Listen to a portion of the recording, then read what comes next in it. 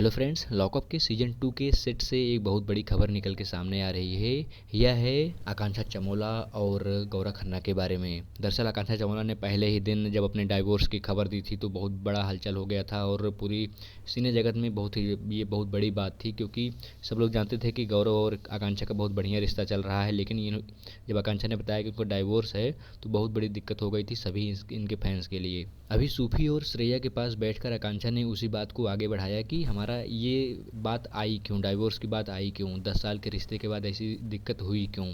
तो उन्होंने बताया कि दरअसल मैं कभी बच्चा चाहती ही नहीं थी, मेरे अंदर कभी कोई ऐसा इंस्टिंक्ट था ही नहीं कि मैं बच्चा बच्चा ऐसा कुछ करूं, और मैंने पहले ही शादी के पहले ही गौरव से ये सारी बातें कर ली थी।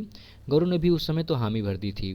बाकी बाद में सालों साल बीच बीच में गौरव पिता बनने की बात कर देते थे। हालांकि मुझे कोई रुचि नहीं थी बच्चा पैदा करने में, या मुझे कभी चाहिए ही नहीं था कोई बच्चा, चाहे वो अडॉप्टेड हो। क्योंकि श्रेया ने बीच में पूछा कि क्या तुम अडॉप्टेड बच्चा भी नहीं करना चाहती हो, तो आकांक्षा ने साफ साफ कह दिया कि मुझे बच्चा चाहिए ही नहीं, बच्चे नाम से मुझे बिल्कुल नहीं चाहिए। मुझे वो थोड़ा सा अपने फ्रीडम में थोड़ा सा वो लगता है, इसलिए मैं बिल्कुल भी बच्चा चाहती ही नहीं थी। तो आगे गौरव ने बार बार कहना शुरू कर दिया तो मुझे बार बार चिढ़ होने लगी थी।